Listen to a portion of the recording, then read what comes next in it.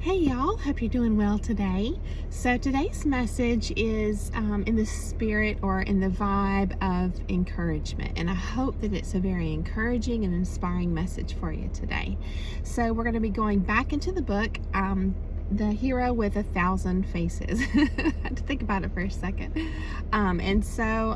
We're still in the prologue, and I'm pulling together today my thoughts, of course, and more word analysis as part of peeling those layers back.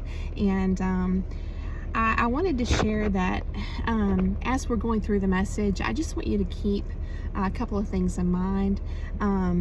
First of all, I just think it's really important that when I talk about the spirit of encouragement in this message, it's with regard specifically to understanding that you don't have to operate in fear after coming into the awareness of all the wickedness in this world.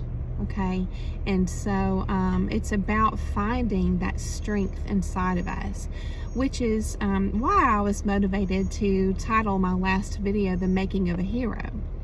And I just wanted to share with you all that another thing to keep in mind, that hopefully if I go ahead and plant this seed now early in the video, it will help. It'll just help along the process, the wheels turning in your mind as we're going through the message, to be very productive and fruitful, right?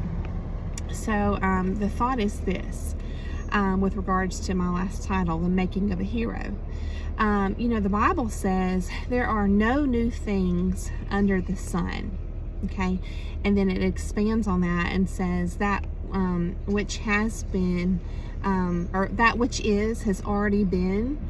And so it's like, if you really take that to heart, the way I see that is that when you make something or you create something, it's already been made, it's already been created. And when you expand, your mind on this, and you zoom out and you kind of try to see the whole picture in relation to this message, I feel like it's kind of like saying that there's this one universal truth, but the truth is so expansive and inclusive that the only thing we can do is to represent that truth, and to let, you might put all kind of different lenses on that. You might say, you might relate that right there to the light being inside of you and shining the light, right? It's not your own, but you're representing the light, okay? And because you are embodying the light, you are aligned with it in that regard. So I just hope that kind of inspires you as we move forward with the message today. And again, it's always my goal to get the wheels turning for you. So again, don't fear. Just understand there is wickedness in the world, and you can identify it. And now with this new awareness, which it's a blessing because of that, because that will prevent you from getting caught in that snare, right? You can acknowledge it and just send it on its way, right? So, all right, so the adventure of the hero, that term's all throughout the book, adventure, right? The way I see it is so intriguing to us, because it's like the unfolding or the unwinding of this great mystery, okay?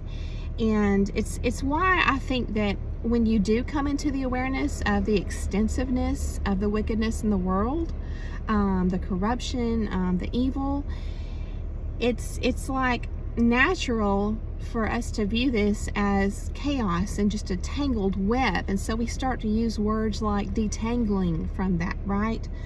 And then what I've learned in my growth process on my journey is that you can also apply that same process, whatever word, whatever term you want to use with it, like detangling or unwinding, or trying to gain clarity. ascending, there's so many different terms. It's applicable to when you're getting out of that mud and muck and confusion. It also, you can, use that same concept to work at letting this large truth, right, that really is all there is, but it's just a huge, multifaceted, multi-layered truth. It's like you still use that same process of detangling or unwinding to allow bits and pieces to be revealed to you, right, in due time. And that's kind of like when you hear people talking about things happening in God's time, right, that it's his timing and not ours. And so it's the truth, the way I see it is, like I said, the truth is always there. It's already there. And because of that, it doesn't need defending. It needs discovering. And I'm talking about personal growth, right? It's kind of like, this is obvious when you're talking about discovering who a person truly is. Like if you've been abused and lied to, and then you come into the awareness that the person that you thought you knew, you really never knew them. That's kind of the obvious part of what I just said here. But I'm talking about with regards to expanding our minds and our conscious awareness on our personal growth journey, okay?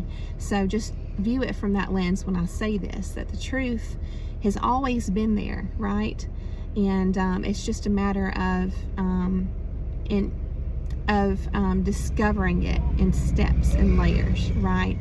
And another snare with regards to that, that manipulative people will use is trying to fool you into thinking that as you come into these, I think of like rungs on the ladder, as you come into these different stages or steps of your awareness, and you're quick to say, oh, like whatever you figured out as a means to defend yourself, that you see things for how they are in this world, they will use that against you.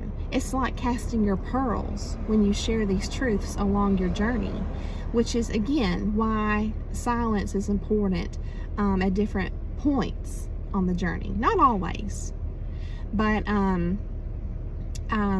just be careful that the desire to want to defend the truth can actually come back on us and be a snare, right? A trap. Because cruel people love to trample our pearls, right? Nothing brings them more joy than to do that. And we have to be able to see what really makes them tick. What's their motivation? You know what I mean? And once you truly take that to heart, you're going to start keeping those pearls to yourself. Okay? So, again, just as we move forward reading bits and pieces here from the book, I just hope that you're encouraged to look at it through the lens of us being expanded enough to be able to comprehend it. Okay, and we're going to read some, and we're just going to ease into a discussion of symbolism and what all of this means for us on our journey. So let's go ahead and dive in. All right, so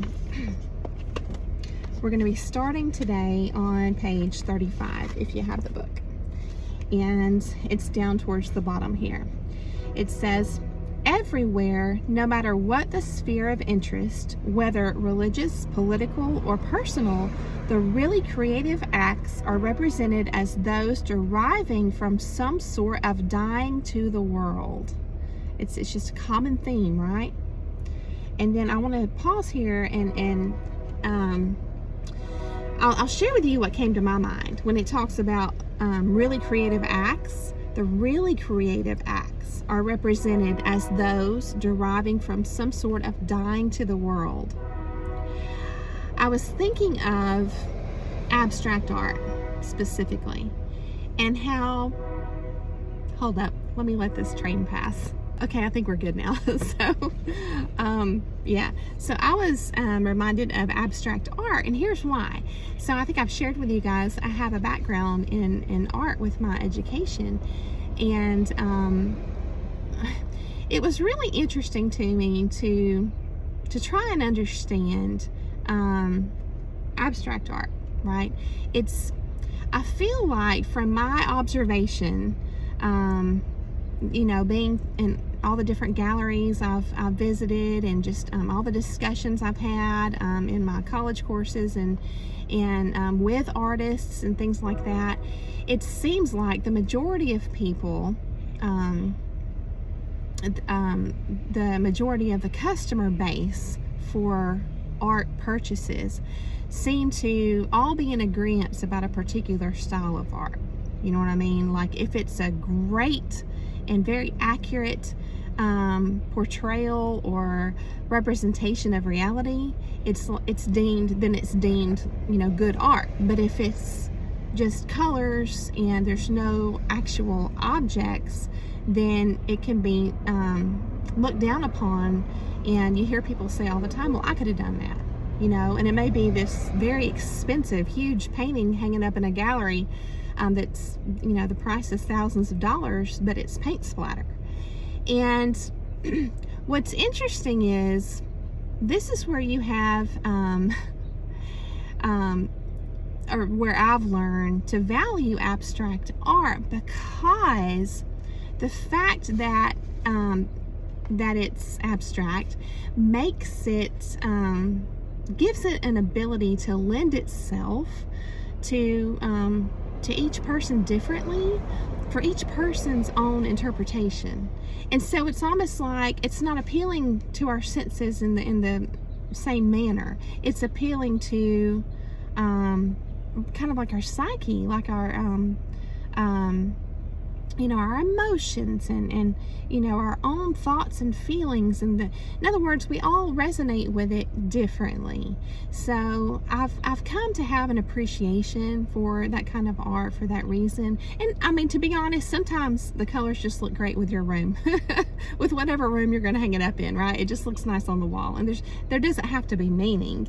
But I was just reminded of that when it says specifically the really creative acts are represented as those deriving from some sort of dying to the world. In other words, this type of art sometimes is intentionally not fitting in with the expectations of this world, or the majority of the customer base. It's like they're rebellious in that way. You see what I'm saying? So it just reminds me too of the Bible verse that we're supposed to be in the world but not of it. And so I mentioned before how I feel like a lot of times heroes are seen as rebels in that regard, and I can see Jesus through that lens as well because of that, right? Because he's not conformed to the world. So just my thoughts on that, I wanted to pause and share with you. So let's go ahead and continue. So it says, and what happens in the interval of the hero's non-identity, and I think this is like when he's wandering, or she is wandering, right?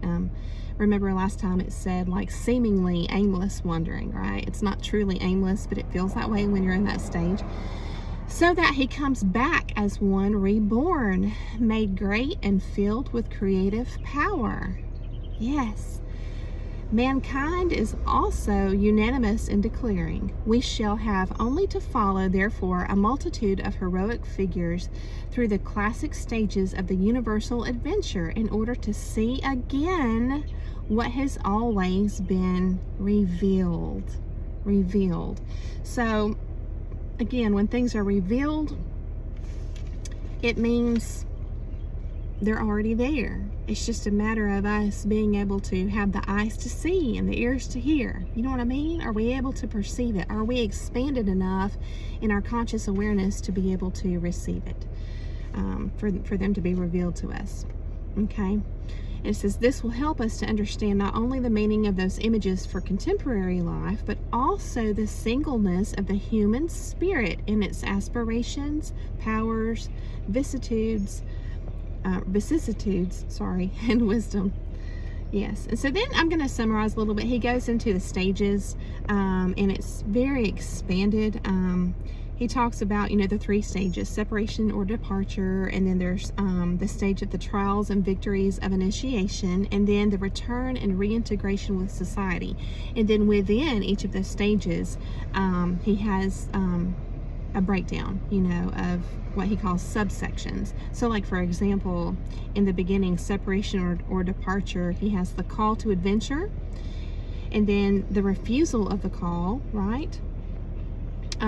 It says, or the folly of the flight from the God. And then there's supernatural aid. And I love how he specifically here says the unsuspected assistance, right? It's like a beautiful surprise. Unsuspected assistance that comes to one who has undertaken not just the adventure, but his proper adventure, because I feel like it's different for each of us, right? So it has to be the right adventure. And then, of course, there's the crossing of the first threshold, and then the belly of the whale, which is the same as the passage into the realm of night. And then he breaks down all the others as well. So let's read a little bit further down here. The return and reintegration with society, which is indispensable to the continuous circulation of spiritual energy into the world, and which, from the standpoint of the community, is the justification of the long retreat, the hero himself may find the most difficult requirement of all. Yes, I think that is very true. I think that when you come into the awareness of the wickedness of the world, and you're able to reconcile these layers of revelation that have been revealed to you, you find safety in kind of living in this mode of solitude, like a hermit.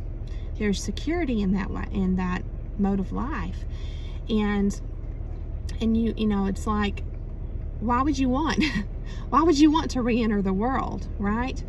Because it feels risky, it feels dangerous. Again, we're met with, do we want to recognize this as a challenge that has meaning to push through, or are we just going to stay in our comfort zone?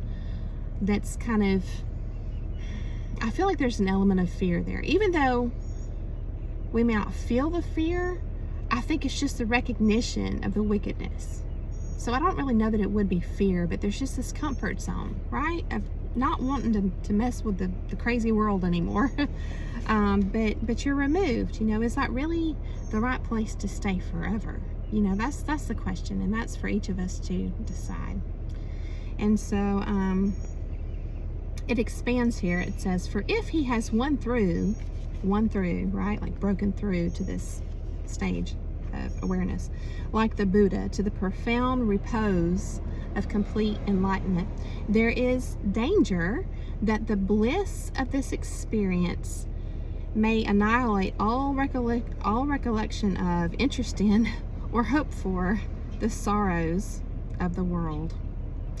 Or else the problem of making known the way of illumination to people wrapped up in economic problems may seem too great to solve. It's like, you come to the realization you can't fix all this stuff out here. You have to surrender that, and that's important, to be able to do that. But I believe there's strength in surrender if it's done properly. It says, and on the other hand, if the hero, instead of submitting to all the initiatory tests, has, like Prometheus, simply darted to his goal by violence, quick device, or luck, and plucked the boon for the world that he intended, then the powers that he has unbalanced may react so sharply that he will be blasted from within and without, crucified like Prometheus on the rock of his own violated unconscious.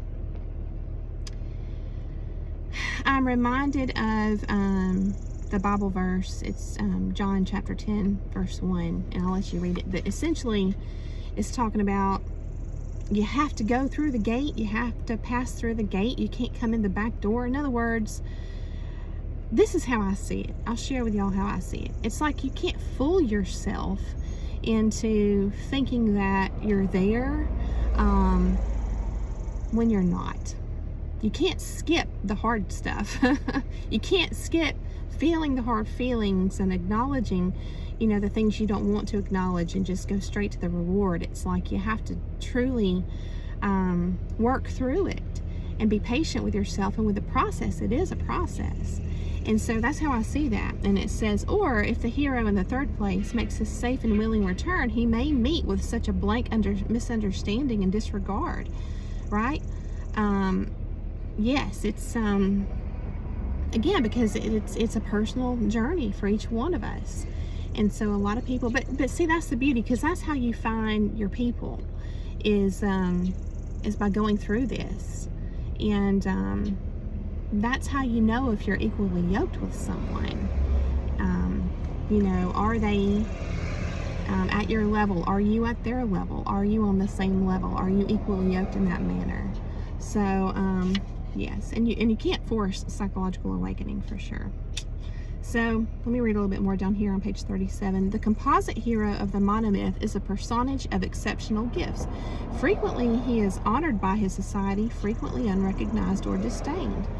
And then this is really interesting. He and or the world in which he finds himself suffers from a symbolical deficiency.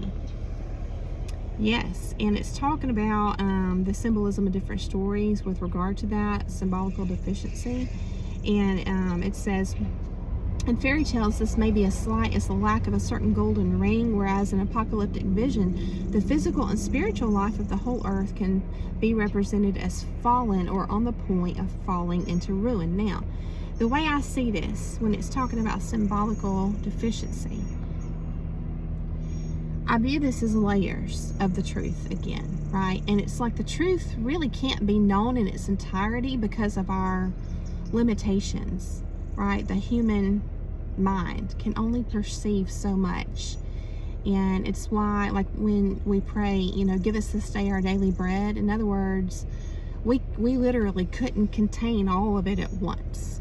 So it has to happen this way, you know, just breadcrumbs, stages.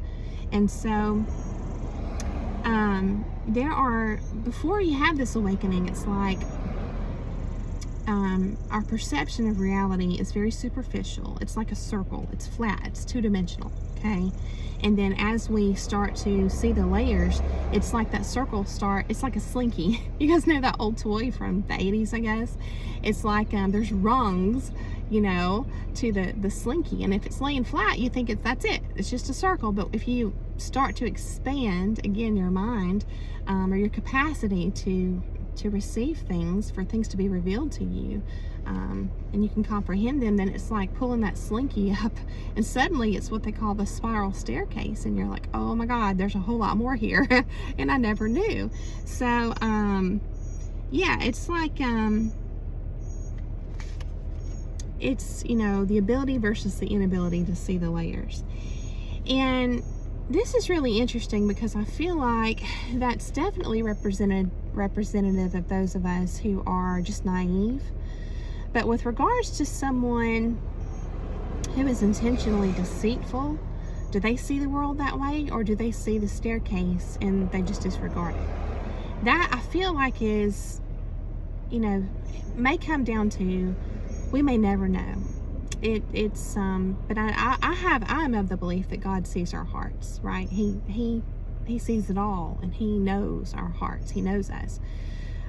It's said that he knows every hair on our head. So it's you can't hide things from God, and there's comfort for me in that truth. That's one of my truths, right? So, all right.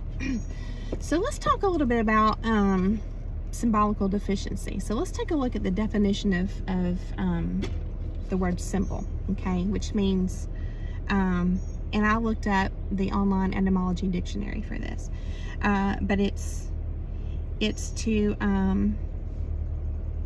throw together, all right? So let me read to you. This is from Oxford Languages.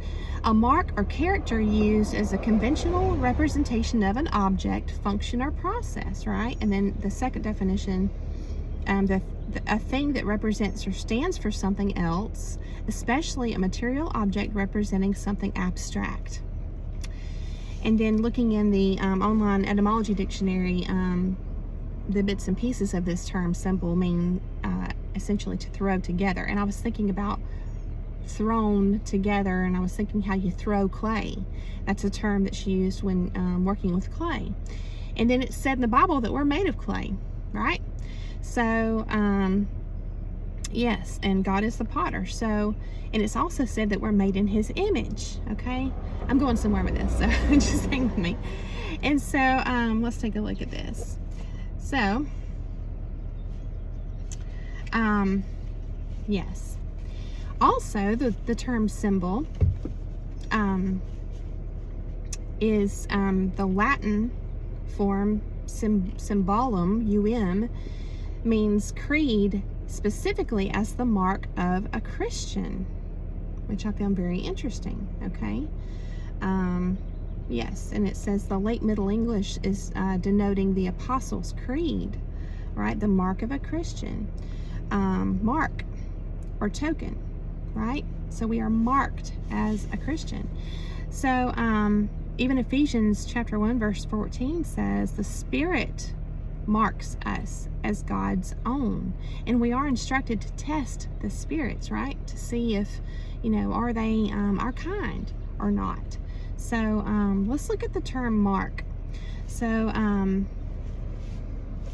yes, so the term mark means, and this is again from the online etymology dictionary, trace or impression. Okay, so here we're starting to, you know, pull ourselves higher and higher to see the bigger picture. All right, the mark, to have the mark, is to carry an impression or to be a trace of something greater, right? And also from the Old English merk, boundary, limit, or sign, which I feel like we are sealed. You know, the Bible talks about us being sealed when we have the Spirit inside of us, the Holy Spirit inside of us. Okay, and please feel free to use your own lens. I know I'm using a lot of Christian verses and terminology, and so I just hope that you're able to benefit from the message regardless of your beliefs. So I hope that that this is helpful and gets the wheels turning for you. Okay, so again, mark meaning trace or impression of something greater. And then let's go ahead and read a little bit more and wrap up here. So we're going to be going to page 39 next in the book. Okay, so it says the godly powers sought and dangerously won. Ain't that the truth? When you've been through some hard things, and psychological abuse, and possibly physical abuse, and all kind of things that you may not have realized in the moment, but maybe you realized in hindsight that you barely escaped with your life sometimes, right?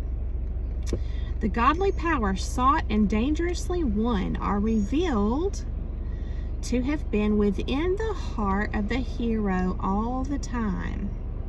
He is the king's son, who has come to know who he is, and therewith has entered into the exercise of his proper power. God's son, and I would say or daughter, who has learned to know how much that title means. From this point of view, the hero is symbolical of that divine creative. Yes, again, the hero is symbolical of that divine creative and redemptive image which is hidden within us all, only waiting to be known and rendered into life. I thought that was such a powerful paragraph, right? Yes. And then a little bit further here, he's quoting Saint Simon. It says in the writings of Saint Simon the Younger, 949 to 1022 AD, for the one who has become many remains the one undivided, but each part is all of Christ. So I view this through the lens of calling it the divine paradox. It's like both are true, and I feel like we can easily get into we can be so rooted in our particular limited perception at a particular point in our life that we can easily engage in arguments over, the truth. And I feel, again, like when you acknowledge your own limitations, then that's the point, that surrender in that regard, that weakness, because again, the Bible says that He is made perfect in our weakness. And what if it's here, understanding that, okay, yeah, I have limitations. What if both are true here? What if God is God, but we are a part of that, and that doesn't make us God alone, and that doesn't make Him only true as just us in broken pieces? What if it's both? What if He's there and we're here and we're a part of Him and He's part of us? What if it's all true? You see what I'm saying? I'm reminded of that story I mentioned to you recently, the droplet in the sea, right? It's a great example of that. And then in closing, let me read this paragraph to you. This is on page 40. The two, the hero and his ultimate God, the seeker and the found, are thus understood as the outside and inside of a single self-mirrored mystery, which is identical with the mystery of the manifest world. That's powerful in itself. We could easily expand on that. The great deed of the supreme hero is to come to the knowledge of this unity in multiplicity, and then to make it known. So what does this mean? The comfort here through my lens is that you're never alone. You're never alone. Narcissistic people, liars, manipulators, those who deceive and exploit, they pretend to have this strength. They pretend to have it. But when someone is actually yoked with God, surrendered to God in that manner, that is true strength, right? And you can look that up with regards to being yoked with God. Matthew chapter 11, verses 28 through 30. That's the making of a hero, because now you know who you truly are as a child of God, that there is that divine spark inside of you, right? It's realizing your true heritage, your true identity. It reminds me again of in the movies Frozen, where Elsa goes to the cave and learns her heritage, right? That's symbolic there too. And so, yes, I hope that this has been an encouraging message for you today. I hope that it's got the wheels turning, first and foremost. I hope that you were able to apply your own lens to get something from it. And I just thank you so much for coming along this journey with me. And I hope that you have a beautiful day, and I'll see you again very soon.